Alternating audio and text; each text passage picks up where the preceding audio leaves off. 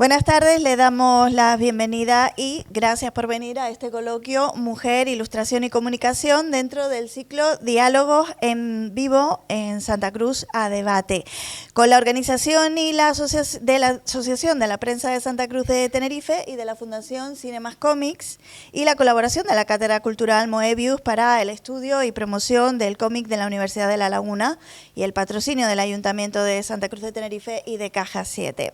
Nos tenemos que disculpar al presidente de la Asociación de la Prensa de Santa Cruz de Tenerife, que se encuentra con una cervicaria y nos ha pedido que le disculpemos porque iba a acudir y no ha podido. Un coloquio con motivo de este Día Internacional de la Mujer, en el que vamos a abordar el papel de la mujer en la autoría, en el contenido, en la gestión, en la representación propiamente de la imagen de la mujer y de lo que es el concepto de mujer, en el ámbito de la ilustración, la animación, en todos sus aspectos y también en el de la comunicación a través de los medios. Para eso tenemos con nosotros a Dacil Rocavera, que es licenciada en Bellas Artes de la Universidad de La Laguna, por la que también es doctora, es artista visual, trabaja en animación, videojuegos y en la edición.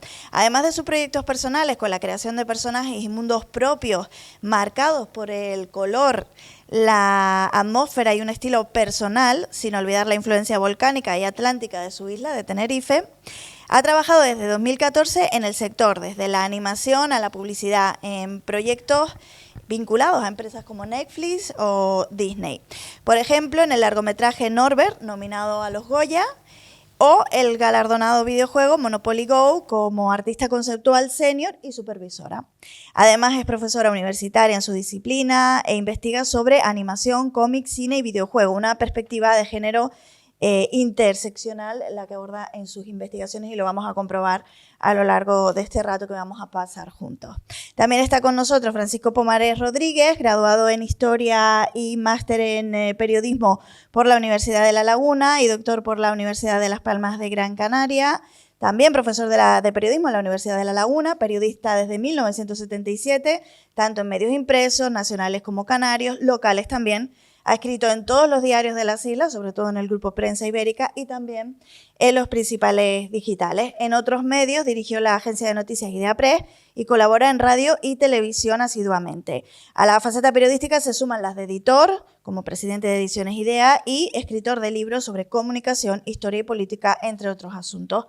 Aquí hoy lo tenemos además como en las vertientes de este coloquio, una de ellas, la de director de la Fundación Cinemas Comics y también director de la Cátedra Cultural Moebius, ambas dos proyectos que se dedican a la promoción y al estudio de la narrativa en imágenes, y la Fundación además tiene un proyecto importante dedicado precisamente a recopilar y a tener uno de los archivos más importantes que existen en nuestro país, si no el más importante, dedicado precisamente a la obra de las editoras.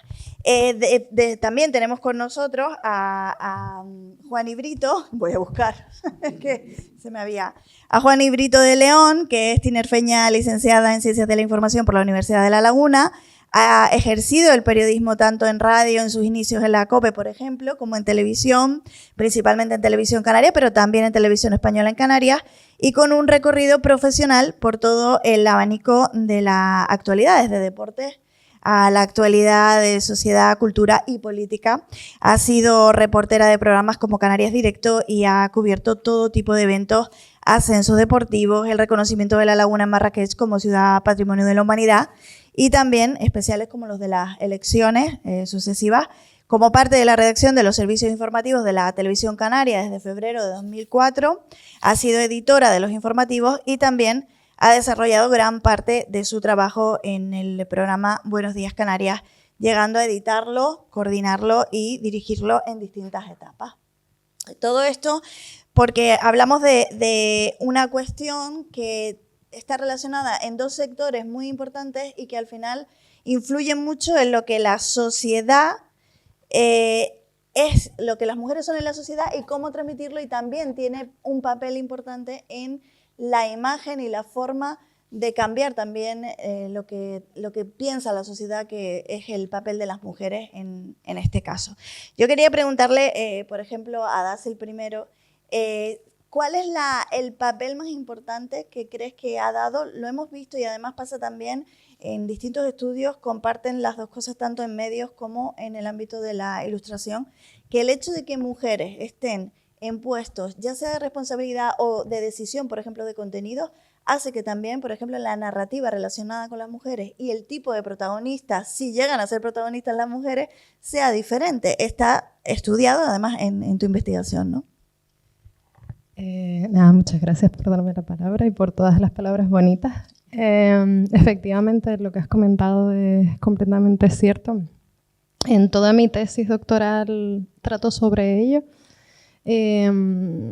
No es algo que narramos nosotras, sino que los datos lo confirman, ¿vale? Cuando hay mujeres en los puestos de dirección, en los puestos más altos, ¿no?, de liderazgo creativo, es normal que eso se traduzca y permeabilice a la representación de esos personajes, sean mujeres, sean hombres o lo que sea, ¿no? Crea más diversidad tanto en el contenido como en las historias, o sea, como en los personajes como en las historias que se cuentan. Y también innovación, ¿no? Porque llevamos pues, bueno, un largo recorrido de historia del cine, ¿no?, de historia de la comunicación, de la literatura, etc. Pero es verdad, ¿no?, que hay un montón de historias que todavía deben de ser contadas y que menos, ¿no?, que las cuenten y las dirijan las personas que las viven, ¿no? Entonces, no solo las mujeres, sino personas racializadas también, ¿no?, o personas LGTBIQ+, etc. Creo que sí, que efectivamente es muy importante tener un espacio en los puestos de liderazgo para que eso permeabilice las historias. Dentro de ese ámbito, también en este caso, Juani, también lo hemos visto, por ejemplo, cuando se habla de los estudios de monitoreo, del seguimiento del papel de las mujeres desde la perspectiva de género de los medios de comunicación, que es ese panel que hay de la ONU desde 1995, ya son 30 años que están estudiando, y hablan precisamente de eso también, del papel de las mujeres cuando toman un papel a la hora de decidir los contenidos, por ejemplo. Sí, buenas noches a todos, muchas gracias por la invitación. Sin duda, cuenta mucho, sobre todo porque buscamos perfiles que en realidad vengan a destacar la labor de las mujeres. Perfiles en cuanto, por ejemplo, ahora que estamos hablando mucho de una posible erupción de científicas, que no solo sean hombres, sino también buscar mujeres, que las hay, y que aporten esa perspectiva. Hace años eso era imposible. Se buscaban mujeres a lo mejor para hablar de tareas más domésticas, por así decirlo, de profesiones más domésticas. Ahora buscamos, y hay muchísimas que han estado pues trabajando, formándose, pero no se les ha dado la oportunidad de tener voz. Y ahora se les está dando esa oportunidad, cada vez más además. Y eso es muy importante. Paco, cuando desde la perspectiva, en este caso, del ámbito de los medios de comunicación, ¿no?, y encima conociendo también el de la ilustración, eso luego va permeando en todos los ámbitos, es decir, ha cambiado, ya no es solo por el papel de la mujer cuando toma una responsabilidad, sino que ha ido cambiando ese protagonismo que van tomando las mujeres también en las historias que diseñan los hombres también, ¿no? Porque es como que la sociedad también lo reclama, ¿no? También reclama ese papel. Sí, vamos a ver, ustedes son pibitas comparadas con la edad que yo tengo. Yo tengo 68 tacos y desde mi perspectiva el cambio que se ha producido en los últimos 50 años, no solamente en este país, es un cambio que tiene un carácter absolutamente planetario. Es un cambio asombroso, ¿no? De todos los acontecimientos que se han producido desde el final de la Segunda Guerra Mundial hasta ahora, y yo no soy tan viejo como haber vivido la Segunda Guerra Mundial, pero casi nací 12 años después, ¿no?, del final de la Segunda Guerra Mundial.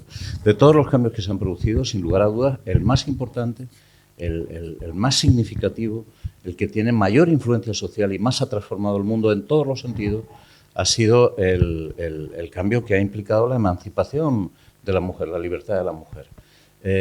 Para los hombres, y sobre todo para los hombres de mi edad, supuso una especie de asunción de arquetipos y de paradigmas que nos resultaban extraordinariamente chocantes.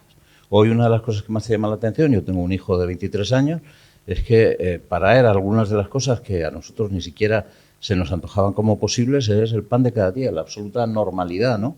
Yo recuerdo que mi madre me sacaba bastonazos de la cocina cuando entraba en la cocina porque decía, Mariquita, esto es cosa de mujeres, no entres aquí.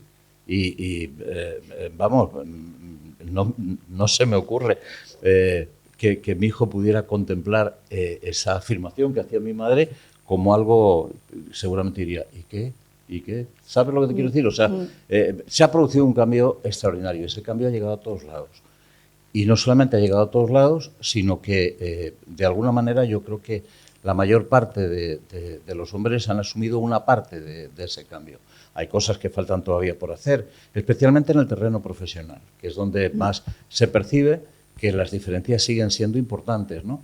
Siguen siendo importantes porque el nivel digamos, de directivas mujeres sí. es muy inferior al nivel de directivas hombres. No ocurre, directivos hombres no ocurre, por ejemplo, en el mundo de la política, donde cuestiones como, por ejemplo, la política de cuotas en su momento, absolutamente denostada, o los efectos cremallera en las listas electorales, ¿no?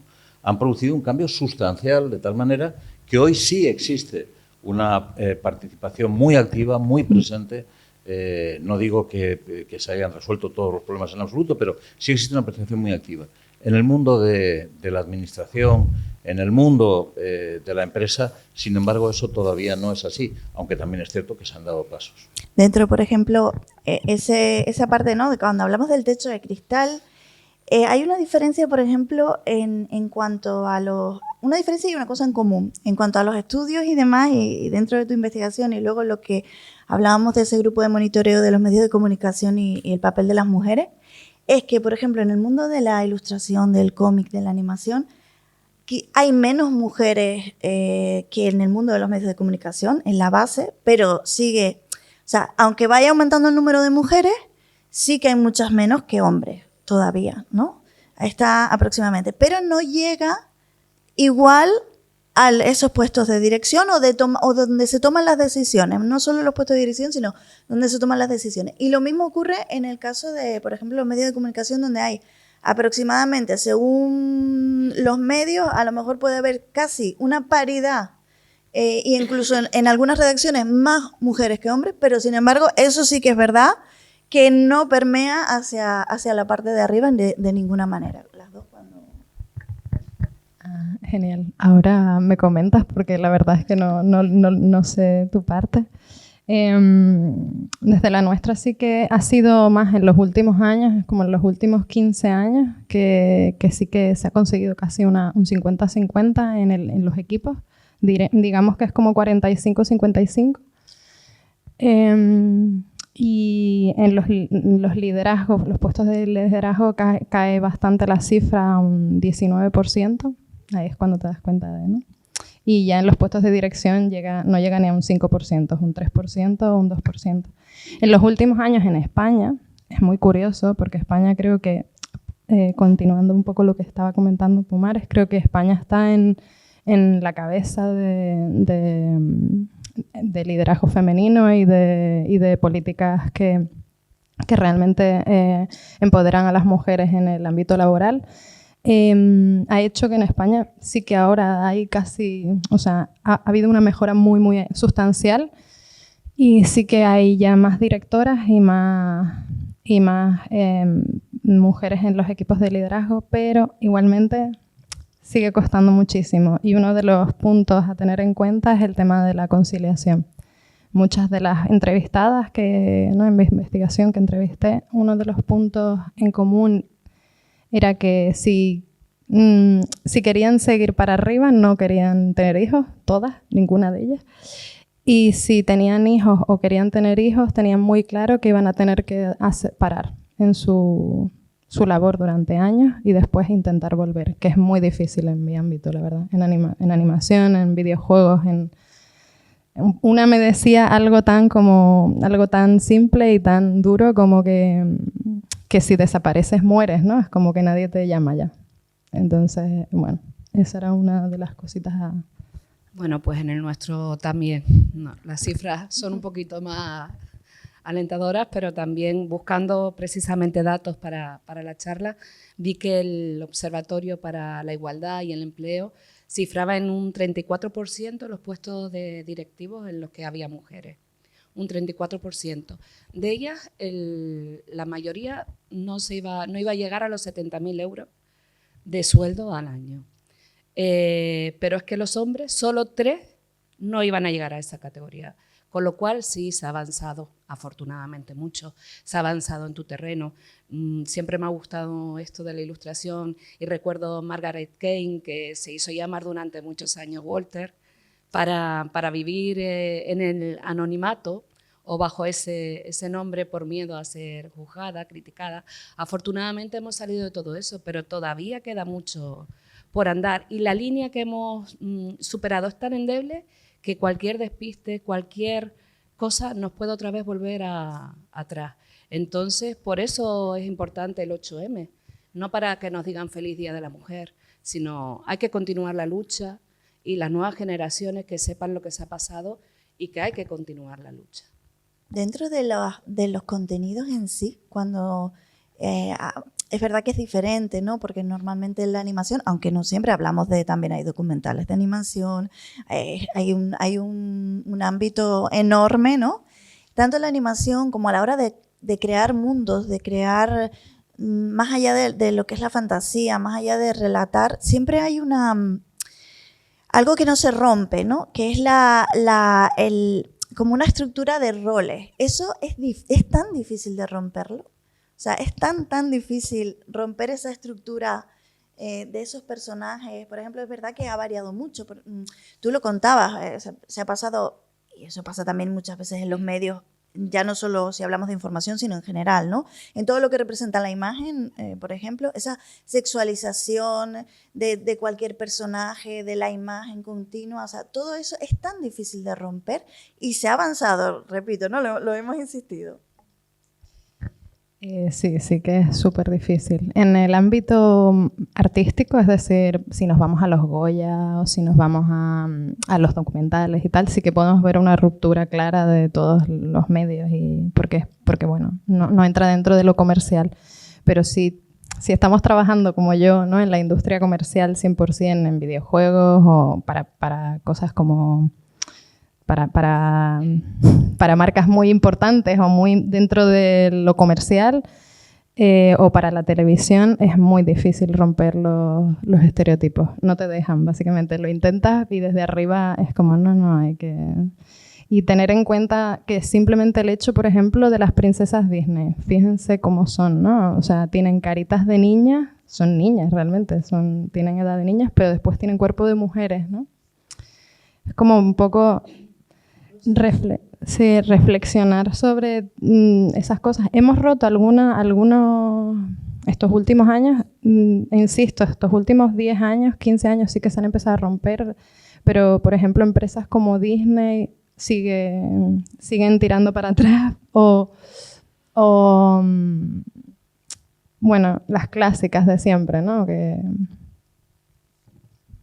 Y dentro, por ejemplo, ahora mismo de la ilustración, hablábamos del proyecto que tiene la Fundación Cinemas Comic, que es esas exposiciones, que ya tiene 5 ediciones, estamos prácticamente inmersos en la 5ª, de ilustradoras e ilustradas en este caso, y también todo lo que realizan con respecto a ese archivo.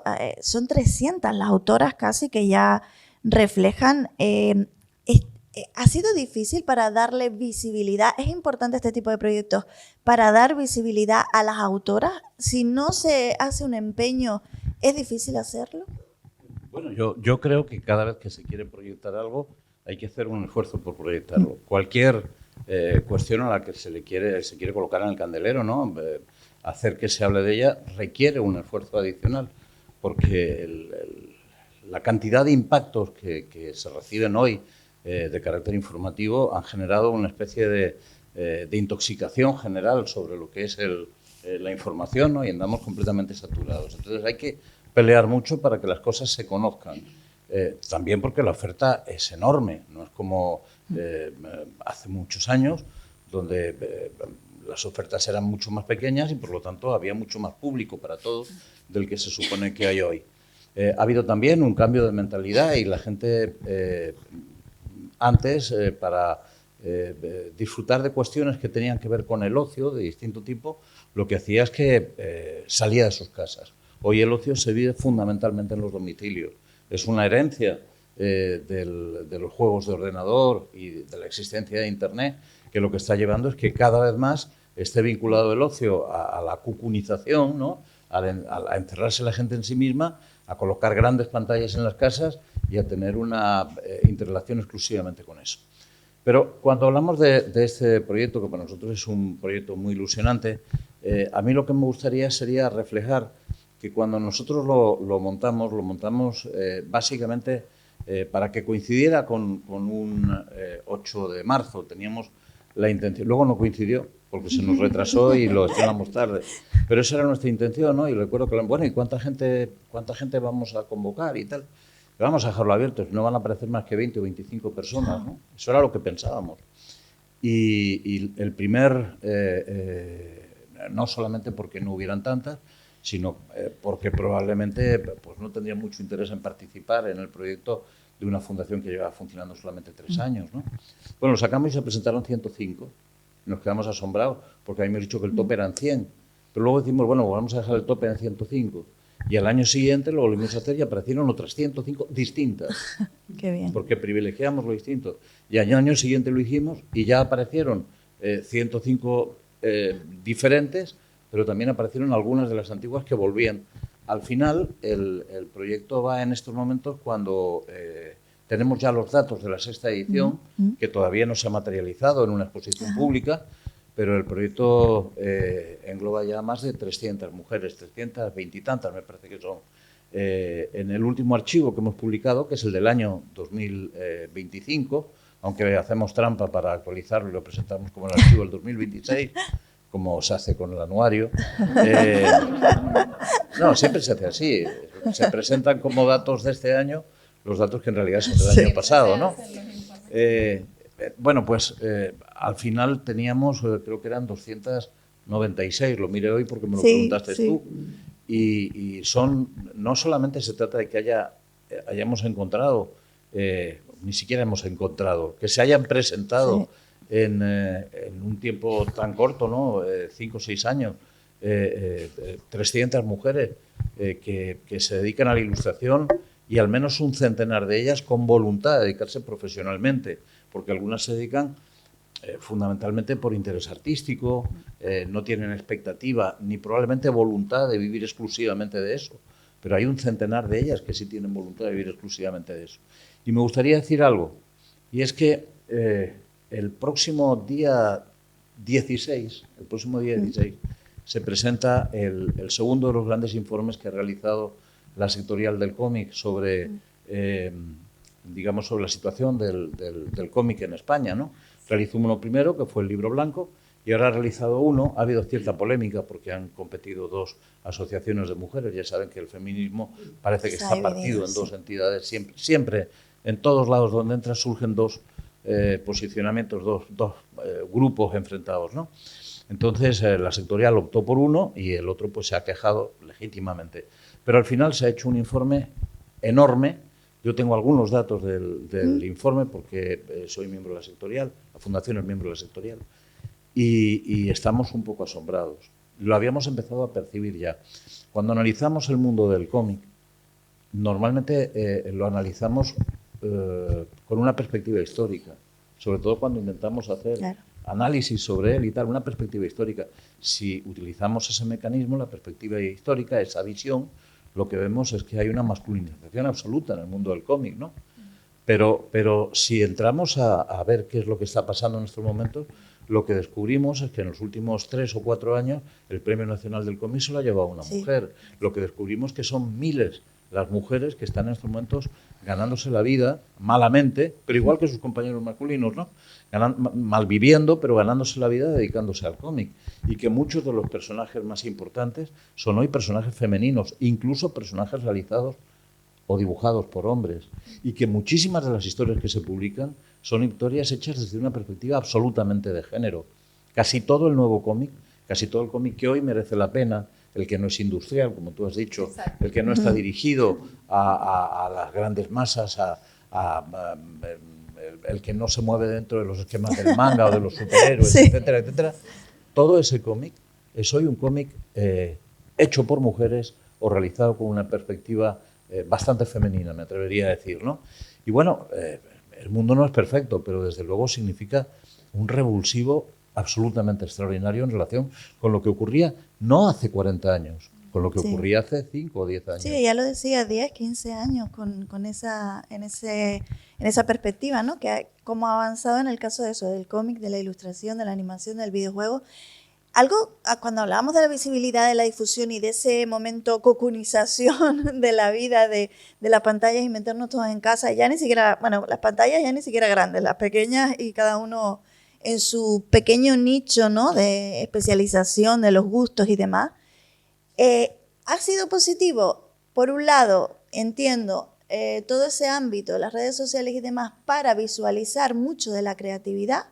Ha sido positivo para dar esa información y llegar y demás, pero también ha habido un fenómeno negativo que es el de quizá, con respecto al género hablo, el de que se haya mezclado cuestiones, se haya empezado a hacer como una especie de reacción a todo lo que son esos avances que sí los vemos positivos, pero que luego es lo que decíamos antes de lo que decía Juan es que en cualquier momento podemos perder muchas cosas que se han logrado. Y hablo, por ejemplo, aunque tengamos que ser optimistas, hablo, por ejemplo, de los datos que hablan de pues, los recientes estudios de barómetros con respecto a la juventud en relación a la violencia machista o incluso simplemente al hablar del feminismo y de la igualdad como algo que ha llegado demasiado lejos. Es decir, que no es una cosa que me invento, sino que es un 30, creo que era un 33% de jóvenes, jovencísimos que consideraban ese aspecto. Entonces me parecía como algo brutal y que creo que ha sido a través quizá de las redes y demás, y que algo que con respecto a los medios no se puede luchar contra ello. Bueno, fíjate, yo creo que sí se puede luchar, dejando claro por qué medios o por qué redes sociales se tienen que informar los jóvenes, los no jóvenes. Entonces yo creo que ahí sí podemos hacer un trabajo muy importante. E incluso enseñar desde casa a nuestros hijos, a nuestros sobrinos, a quien sea, lo que está bien y lo que no está bien a través de las redes sociales. Porque hay 2 movimientos feministas o 20.000, puede ser.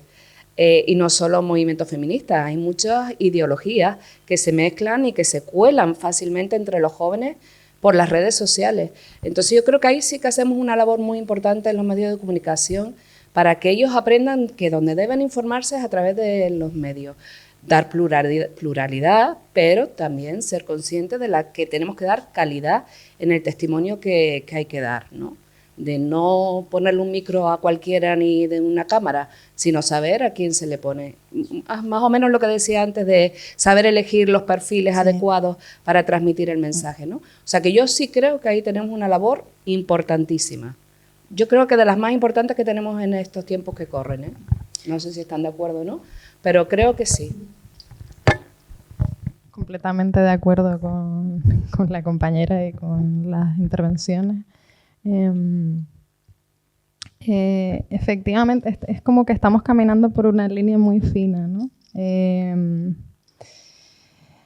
Es como bien dice, ¿no? Paco Pomar, que todo lo comercial está un poco como manido y está supeditado a todos los billetes y a la mercantilización, y que lo que es más de autor puede tener esa verdad o esa palabra, pero creo que nos han quitado un poco el punk. Es decir, a ver cómo me explico. En el hecho de intentar hacer que el feminismo y que todas nuestras perspectivas lleguen a lo comercial, se ha como hecho de una manera que solamente es marketingiana, ¿no? Como marketing. Entonces no ha llegado como al centro real de las producciones, y eso se percibe, yo creo, el público lo percibe, no lo sé.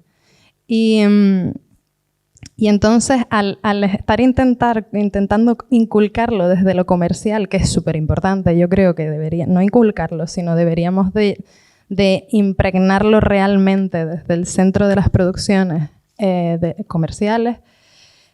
Al no hacerlo así, al hacerlo purple washing, es decir, no sé si saben el término, pero al hacerlo de esa manera se crea como una dicotomía y un problema ahí. No sé si opinan lo mismo, que creo que se nos ha quitado del punk del feminismo, por ejemplo, y al haberlo hecho comercial, pero marketing, simplemente de forma marketable, ni llega a la gente joven, ni nos llega a nosotros, ¿no? Como adultos que sí que lo somos, o no sé, efectivamente tenemos mucha responsabilidad en cómo comunicamos las cosas y a quién le ponemos el peso, ¿no? De las producciones o en este caso del micro, ¿no? Sí, yo creo que hay un fenómeno de identificación cultural de los fenómenos que antes se consideraban como... Ah, vale, gracias. Creo que hay un problema de identificación de los fenómenos culturales. Antes considerábamos que se podían defender las posiciones sin más riesgo que el de no conseguir ganar. Y ahora hemos llegado a la conclusión de que las posiciones tienen que quedar determinadas y establecidas. Eso genera un rechazo en la gente joven, porque la gente joven es hipercrítica, pero también porque hay un fenómeno también de un proceso también de saturación de determinado tipo de conceptos, de determinado tipo de ideas que producen rechazo. Al final, cuando una teoría se convierte en teoría dominante y de alguna manera dentro de lo que es el discurso público, no dentro de lo que es la realidad, el feminismo se ha convertido en una teoría dominante. ¿Qué es lo que sucede? Que eso genera cierto rechazo pues contra los sectores más jóvenes. Ahí es donde está la explicación. Juani planteaba, yo creo que con buen criterio, que los medios de comunicación tienen un papel que cumplir. Pero el problema es que los medios de comunicación tradicionales han perdido la batalla, la han perdido ya. No es que la puedan perder, es que la han perdido ya. La han perdido cuando nuestros líderes políticos utilizan el TikTok para lanzar sus mensajes. La han perdido cuando el 90% de los jóvenes... Hoy pregunté en la universidad a mis alumnos cuántos de ellos habían leído un periódico en lo que va de año. Un periódico de papel. Ninguno había leído un periódico de papel en lo que va de año. Les pregunté, bueno, ¿cuántos de ustedes han leído un periódico en este curso? Ninguno de ellos había leído un periódico en este curso. Y les pregunté cómo se informaban y eso fue lo peor, porque no se informaban leyendo periódicos digitales, se informaban en las redes directamente. ¿Qué significa eso? Significa que ese poder de prescripción que anteriormente teníamos los periodistas se ha volatilizado, se ha desaparecido, se ha derrumbado. Y en la medida en que se ha derrumbado es muy difícil que nuestra propia aportación pueda implicar cambios. Pero yo no soy tan pesimista como otras personas. Yo estoy convencido de que todos los procesos tienen subes y bajas, ¿no? Es decir, en todas las dinámicas hay momentos en que se avanza y momentos en que se retrocede, en la vida personal, en la vida profesional, en todos los, digamos, los significantes de la vida se va para adelante y se va para atrás, ¿no? Estamos en un momento, yo diría que singular, porque percibimos la posibilidad de un retroceso importante, ¿vale? Pero esa posibilidad de retroceso a lo mejor no se produce. Es decir, a lo mejor las próximas elecciones de medio mandato en Estados Unidos producen un vuelco sobre nuestra percepción del gran impacto de la ultraderecha, por ejemplo, en el planeta. O a lo mejor no. Y lo que ocurre es que los jóvenes que hoy apoyan opciones más radicales responden airados contra ellas porque no consiguen recibir de ellas, pues como nos pasó a nosotros cuando éramos jóvenes, ¿no? A ustedes más cerca, a mí más lejos. Yo no soy pesimista. Yo tengo la impresión de que es tanto lo que se ha avanzado que no se puede ser pesimista. Lo que hay que hacer es poner en valor ese avance que se ha producido y estar satisfechos de que se haya producido, porque mucha gente se dejó el pellejo para que esto pudiera ocurrir. Yo quería aprovechar un poco para llegar un poco a la conclusión, ¿no? Antes de, pues, si quieren preguntar y demás, pues eso, ¿qué podemos hacer? ¿Qué se puede hacer? ya desde el ámbito nuestro, ¿no? En este caso, el de los medios, el de la representación, el de las historias, el de contar las cosas, contarlas bien, ser riguroso, no sé cómo llegar y cómo se puede hacer. Porque creo que es una cuestión generacional, porque yo todavía me sorprendo que es verdad que parece que hemos perdido la batalla a los medios, pero muchas veces todavía me sorprendo que hay gente que realmente sí que respeta, o sea, que sigue teniendo esa referencia de los medios, porque debido a esa saturación y a las experiencias que se van graduando, también la gente deja un poco de, excepto el que quiere escuchar lo que quiere escuchar y no quiere salirse de ahí, le parece maravilloso que le refuercen su opinión, pero la gente yo creo que sí sigue teniendo un poco de conciencia crítica y ya busca, yo a veces, mi sobrino, 17 años, perdón, que yo tomé el pequeño, él muchas veces me dice, Tata, ¿qué está pasando el otro día con Pedro Sánchez y con Trump? Es que vi algo en TikTok, pero por lo menos él pregunta, o sea, como que ya se interesan y preguntan, y es un chico totalmente de su generación, eso lo puedo decir. Entonces, en ese sentido, me gustaría preguntarles qué podemos hacer y qué creen ustedes que, no, como conclusión un poco que pues eso, Paco es optimista en ese sentido, ¿qué se puede hacer? Wow, bastante complicado. yo no soy tan... No, yo también soy optimista. Y qué gusto estar con gente que habla tan bien, de verdad. Habrán notado que dibujo y que mi trabajo es dibujar, no hablar, pero sí, como puntos a tener en cuenta, creo que es un poco recordar lo que dijo la compañera, ¿no? El hecho de tenerlo como muy presente siempre, ¿no? Tenerlo un poco presente siempre y pues incluso desde casa, ¿no? Con mi sobrino también, que tiene 14 años y que cuando le dije que era feminista me miró en plan, ¿qué? ¿Que tú eres? O sea, mi tía guay que trabaja en los videojuegos es feminista. En plan como si fuera algo, lo tienen como en su cabeza, es como algo no tan positivo, no sé por qué. Y entonces, pues eso, intentar explicarle las cosas de tal manera que o sea, que realmente permeabilicen en su... No como una doctrina, sino que permeabilicen de la forma de decir, tío, o sea, ¿sabes lo que es el feminismo? En plan, vamos a hablarlo, venga. No, es que no sé qué. Bueno, creo que desde nuestro círculo más cercano se puede hacer mucho, mucho, mucho. Y si tienes voz ya en clases, ¿no? Por ejemplo, en la universidad, que yo también me encuentro con gente en Bellas Artes que no va al cine o que no ve películas, que me mata la vida, ¿sabes? O que no lee cómics también, ¿no? Pues un poco inculcar esas ganas, ¿no? De cultura y de conocer historias de otras personas. Creo que el hecho también de conocer historias de mucha gente diferente a lo que tú vives en tu casa hace que también te plantees si lo que piensan, por ejemplo, tu familia, tus compañeros, la gente, el gran público, la gente que tienes alrededor en general, hace que te plantees, pero esto realmente es lo que... Y dices, bueno, pues a lo mejor, ¿no? Como tu sobrino que dijo, esto lo vi en TikTok, voy a ver qué opina mi tía, ¿no? O algo así. Pues desde siempre tenerlo en cuenta e intentar, aunque nos dé vergüenza o no nos guste mucho hablar, venir a los espacios y ocuparlos. Creo que es algo súper importante que muchas veces, fíjate, para, por ejemplo, las exposiciones, cuando estamos detrás de lo que es el público, sí que vamos, pero después cuando yo tengo que avisar a otra compañera, es que ninguna me dice que sí. Me cuesta muchísimo, ¿no? que accedan a aparecer, a lo mejor, a venir conmigo a algún festival o alguna cosa así. Entonces sí que creo que ahí también tenemos que hacer un poco de esfuerzo de sacarnos ese peso, ese miedo, ¿no? De estar en público y de... Sí lo tenemos, vamos, obviamente ustedes no lo tienen, pero... Pasa mucho y a muchas mujeres también les pasa, ¿eh? Y a gente que es una máquina, o sea, verdaderas máquinas del cómic, a verdaderas máquinas de la animación y del dibujo y de todo,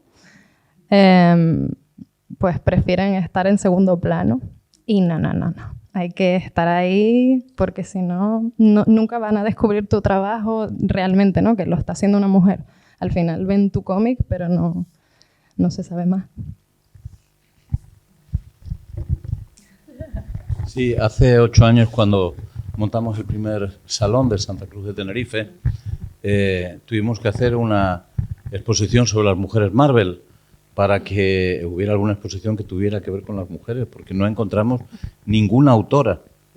Nos trajimos a Marica Vila, pensando que al menos era una persona con fortaleza y con pegada. Ahora estamos planificando las exposiciones del Festival de Manga de La Laguna y hay más chicas que chicos. Y bueno, el primer manga que se ha editado en Canarias, que lo acaba de publicar la Fundación, vaya por el número 5, va a ser una obra en 12 capítulos, está dibujada por una chica y protagonizada por un grupo de amigos hombres, ¿no? Yo tengo el absoluto convencimiento de que lo que tenemos en estos momentos es la sensación de que se pueden perder derechos, de que se pueden perder espacios ocupados. Miren, yo creo que es más fácil perder derechos que perder espacios ocupados. De los espacios no te desaloja nadie. Si te aferras a ellos es muy difícil desalojarte. Y yo creo que uno de los mecanismos que tenemos que plantearnos es ejercer la resistencia cuando tengamos la percepción de que nos quieren desalojar de un sitio que ocupamos. Sí. Esa es la clave de esto. Quizá nos hemos acostumbrado a que las cosas discurran con apoyo institucional desde la normalidad y a lo mejor uno de los problemas por los cuales tenemos miedo de que algunas conquistas se pierdan es precisamente porque lo institucional y la normalidad nunca ha hecho que las cosas prevalezcan. Dije al principio, cuando empezamos a hablar, que hacer las cosas cuesta, que hace, no sé, las cosas que realmente tienen importancia, hay que sudar la camiseta, hay que trabajárselas, ¿no? Y además es muy difícil encontrar respaldos automáticos y yo creo que el cambio es realmente imparable. Va a haber dificultades, va a haber momentos malos, bueno, los ha habido a lo largo de la historia, pero no se va a producir una pérdida de espacio. Dicho en términos prácticos, desde 1945 para acá se ha producido una revolución transformadora que lo ha cambiado todo y que sigue cambiando muchísimas cosas todavía. Lo sigue cambiando en el mundo del periodismo, en el mundo del cómic, pero sobre todo lo sigue cambiando en el conjunto de la sociedad. Cada vez hay más mujeres que hacen más cosas y cada vez hay más mujeres que están más presentes en la vida pública, en la vida social. Y eso es imparable. Miren el mapa político de Europa y descubrirán la cantidad de presidentas que hay en partidos progresistas, en la ultraderecha, en todos lados. Mírenlo. O miren quién compitió con Trump en las últimas elecciones. Fue una mujer, y además una mujer racializada, como dicen ahora. Sinceramente, yo creo que esto no tiene marcha atrás, no la tiene. Es un proceso histórico que a lo mejor dentro de algunos años ha derivado en otra cosa diferente a la que percibimos hoy, pero lo que estamos viendo hoy no tiene marcha atrás. Yo también lo creo, que no tiene marcha atrás, Paco. Ojalá. Ojalá. Pero además es verdad que también creo que tenemos que seguir luchando mucho para que no tenga marcha atrás. Y que somos muchas las mujeres que damos la voz en política, en cualquier... Pero se nos tiene que tener más en cuenta y se nos tiene que respetar más. Y para eso también tenemos que hacernos respetar más nosotras. Entonces yo creo que antes lo decías ahí un poco de aquella forma, que las mujeres tenemos que unirnos más, que a lo mejor tú convocas y no va nadie, no al revés. Entonces tenemos que unirnos más, apoyarnos más y hacernos valer también, creérnoslo, porque valemos muchísimo. Entonces, pues aquí tenemos un ejemplo de una mujer que en un tiempo, María Luisa, que para mí es todo un ejemplo, que en un tiempo supo llevar un medio de comunicación y llevar una familia y tuvo mucho apoyo seguramente, pero es todo un ejemplo para las mujeres que nos dedicamos a este medio, ¿no? Entonces tenemos que creérnoslo, tenemos que luchar por ello, tenemos que, lo siento Paco, pero tenemos que vigilar las imágenes, lo que decimos y lo que no decimos, porque sale por la tele y poca gente ve la tele, pero lo mismo que sale por la tele ya sale por las redes. Entonces, desde que metamos la pata aquí, ya estamos en el momentito en las redes. Entonces tenemos que cuidar cualquier cosa, cualquier imagen, porque antes me decía, ¿por qué siento el qué? Ha dicho no sé qué, no sé cuánto, y lo siento, Paco. Porque antes me decías que ya no se ve la tele. Y es verdad que no se ve la tele, lo vemos nosotros porque somos arcaicos y somos de los que ponemos la hora del telediario, del telenoticias. Se ve en pantalla, pero lo que no se ve, efectivamente, se ve en plataformas. Pero, por ejemplo, en la televisión canaria, todo lo que sale por pantalla se ve por redes sociales, ya sea TikTok, ya sea cualquier otra plataforma, ¿no? Entonces es importante que cuidemos esa imagen porque también va a salir en las redes sociales. Y porque a lo mejor el sobrino de Carmen le pregunta mañana y ella, en vez de decirle, pues mira, en vez de seguir a determinado político, sigue Radio Nacional o sigue Televisión Española y te informas verazmente, ¿no? O sigue Televisión Canaria, por supuesto. Claro, Carmen claro. se lo dirá, ¿no, Carmen? Por supuesto. No, es verdad lo que dices tú en ese sentido de quizá es pelear, es decir, los medios hemos perdido la batalla, pero igual pelear en el mismo campo, es decir, en el campo de las pantallas, en el campo de las redes, y inundar las redes desde nuestra parte, no los medios en sí, sino los profesionales, la gente con criterio, no el criterio es el mío porque yo tenga una ideología o porque yo tenga un pensamiento, sino yo siempre recuerdo un presidente de Radio Televisión Española, que fue Oleart, Albert Oleart, que él decía, me acuerdo que vino una vez, y eso siempre lo llevo a rajatabla cuando alguien me dice que a lo mejor por ser feminista ejerce un activismo que influye en mi objetividad, en mi rigor, y siempre digo lo que decía él, en el sentido de que el manual de estilo, decía él, el manual de estilo y ético de Radio Televisión Española y cualquier medio, pero en este caso Radio Televisión Española, debe ser los derechos humanos. Y al final, cuando hablamos de feminismo, hablamos de derechos humanos, igual que hablamos en otros ámbitos, que los derechos humanos deben contagiar y permeabilizar, y a lo mejor el rigor, todo lo que hemos aprendido, todo lo que sabemos hacer, y toda esa parte nuestra, personal, en este caso como mujeres o como personas, hombres, mujeres que somos feministas, y permeabilizar y hacer que se inunden todas esas redes de esos contenidos, no imponiendo, sino contando, explicando, cansándonos con el esfuerzo que dice Paco de todo lo que quieres hacer y visibilizar lleva un esfuerzo. Formando al final. Y no esperar a lo mejor que nos venga impuesto, ¿no? Que nos venga desde la estructura o desde lo institucional. Y es verdad que los jóvenes son críticos, pero los jóvenes no tuvieron, nosotros fuimos a la Casa de la Cultura a buscar información para hacer un trabajo, o buscábamos en los libros de nuestros hermanos. Sí. Ellos lo tienen todo a golpe de clic, con lo cual, críticos pero cómodos, ¿no? De cierta forma creo que nosotros éramos mucho más críticos, a lo mejor con menos oportunidades, pero más críticos. Ellos lo tienen todo mucho más cómodo. Y al final, como las redes sociales o Google te dice lo que tú quieres oír, eso también es difícil, luchar contra el algoritmo. Sí, es un poco complicado. Entonces ahí hay una gran labor que hacer.